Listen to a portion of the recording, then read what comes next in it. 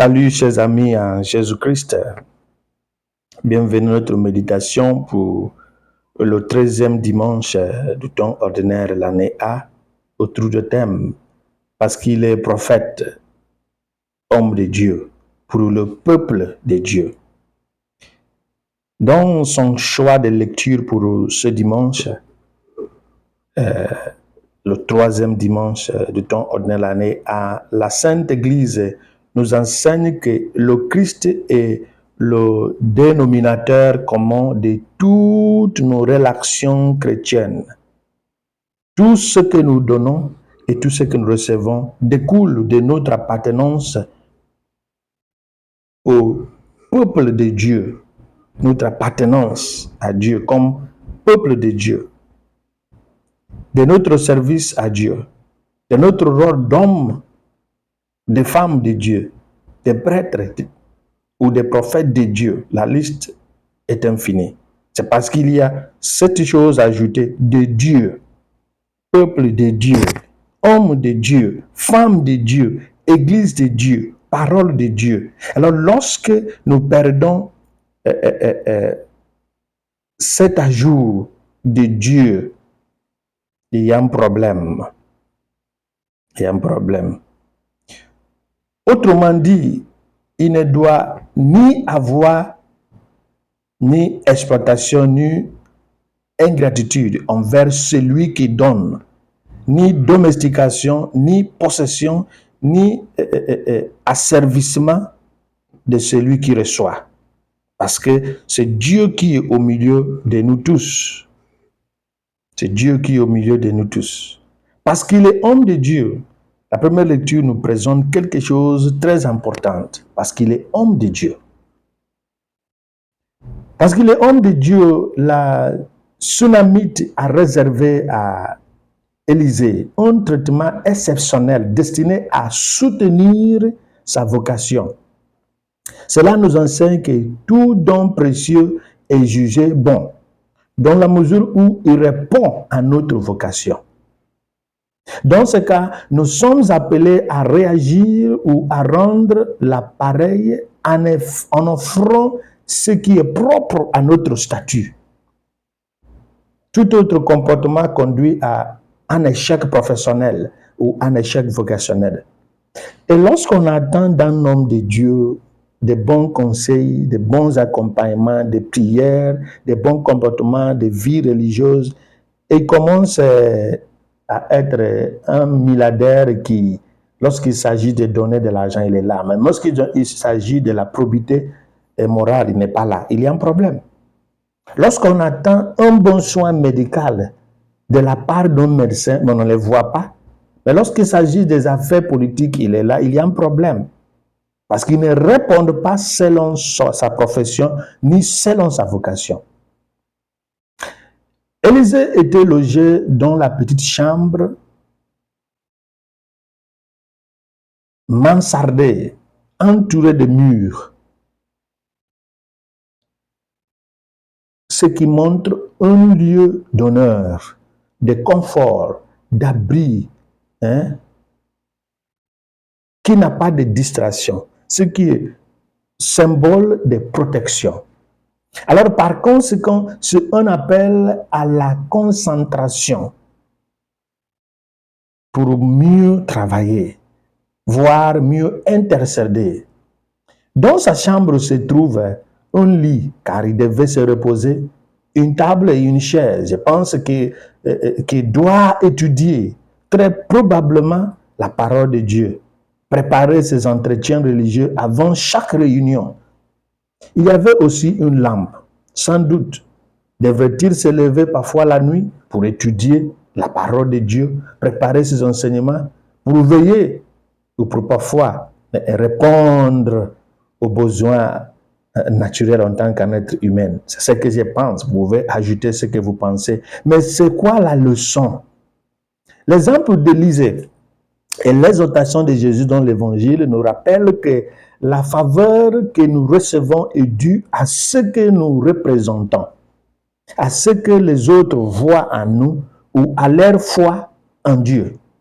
C'est pourquoi ils agissent Ils agissent de façon à nous aider. Pas parce que il s'agit de nous en premier.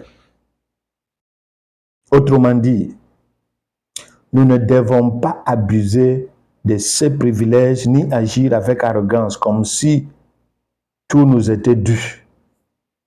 Nous sommes appelés à reconnaître que chacun a quelque chose à offrir à autrui. Gratitude, récompense matérielle, prière, témoignage, une vie vertueuse, repentance, la liste est longue.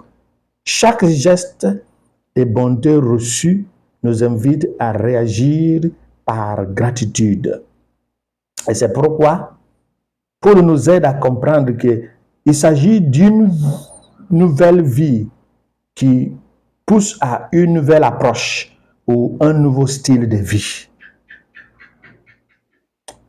En tant que chrétiens, nous sommes invités à la nature et à l'exemple de Jésus par notre baptême. Par conséquent, notre règle de vie devient ce que Jésus nous commande. En résumé, cette règle de vie est de marcher dans une vie nouvelle. Dans cette vie nouvelle, il n'y a qu'une seule souveraineté, une seule domination, l'amour du Christ qui nous anime. L'amour du Christ qui nous anime. C'est pourquoi nous devons porter notre croix et le suivre. Il ne s'agit pas de la souffrance en première position, mais de suivre l'instruction divine. Dans son exercice, ces exercices spirituels, Saint Ignace de Loyola nous parle de comment suivre l'appel d'un roi. L'une des choses qu'il a présentées, c'est de comprendre, de se poser la question, qui est ce roi et à quelle valeur? Et lorsqu'on a reçu le message que ce roi est tel, en répondant, en étant à sa suite, je serai mieux placé parce que je sais ce qu'il représente dans ma vie. L'exhortation de Saint Paul est claire dans la deuxième lecture. Ainsi, nous comprenions pourquoi Jésus insiste sur le fait que pour vivre en lui, nous devons compter comme il compte. Rappelons-nous que l'appel à la croix, à la suite de Jésus par la croix, n'est pas le premier appel à la conversion, mais une preuve de notre conviction chrétienne. On ne nous appelle pas, en préposition pour dire, prenez votre croix, non. La première appel, c'est la conversion.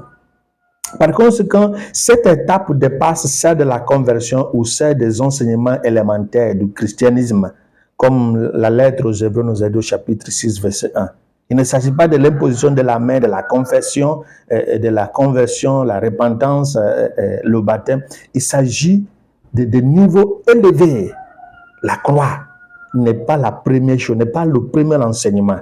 C'est le niveau 2, niveau 3. Jésus est loin d'encourager, en parlant de la croix, il est loin d'encourager la division familiale, mais il souligne que tout attachement filial contraire aux enseignements, aux commandements de Dieu doit être rompu si nous voulons accéder à la vie éternelle. C'est très simple, mais très concentré à comprendre. Et c'est pourquoi, chers amis en Jésus-Christ, la droiture, la vie pieuse, la vie sainte et la vocation commune de tous les chrétiens, quels qu'ils soient. Par conséquent, lorsque ce que nous produisions en tant que disciples du Christ est loin d'être juste, il est difficile de continuer à offrir l'abreuvoir constant, de laisser le robinet de faveur couler. Parce qu'on nous dit, on lui offre cette coupe d'eau fraîche parce qu'il est homme de Dieu. Mais lorsque l'homme de Dieu cesse de produire quelque chose de Dieu, le robinet sera fermé. C'est là où se trouve actuellement notre Église. Il ne s'agit pas de l'homme de Dieu simplement, il s'agit aussi du peuple de Dieu. C'est une société où des parents cachent leurs enfants à certains adultes lorsqu'ils leur rendent visite. C'est notre époque maintenant. C'est une époque où les mineurs ne seront plus seuls au confessionnel à cause des cas d'abus des mineurs et des adultes vulnérables. C'est une époque où des adultes servent à la messe, hein, parce que les enfants sont abusés. On dit enfants des messes, mais on voit adultes des messes, papa des messes, maman des messes, parce que on a violé les enfants des messes. Ce n'est plus enfants de cœur, c'est maintenant adultes de cœur. C'est où se trouve l'Église actuellement. Quel malheur! Nous sommes dans une époque où la transparence totale manque. Les utiles des SIRH, personnalisables, et l'installation des caméras de vidéosurveillance sont devenues des normes dans nos foyers, nos presbytères, nos églises, nos bureaux, nos écoles catholiques, non seulement à cause de l'influence externe pour empêcher les voleurs, mais surtout parce que l'Église est devenue mondaine et manque de transparence et d'honnêteté. On surveille tous nos traitements, on surveille toutes nos actions, parce que on est devenu des loups dans nos propres maisons. Qui peut redresser la situation? Quand Dieu sera-t-il rendu à son peuple? Qui doit restaurer, restituer Dieu dans l'homme de Dieu, Dieu dans le peuple de Dieu? C'est où se trouve l'Église actuellement. On ne compte plus par le nombre, parce que s'il s'agit de nombre, nous avons assez de nombre. Mais il s'agit maintenant de la valeur de ce nombre. Que le Seigneur nous bénisse, qui nous aide, qui nous sauve de cette situation et qui nous bénisse le Père, le Fils et le Saint-Esprit. Amen.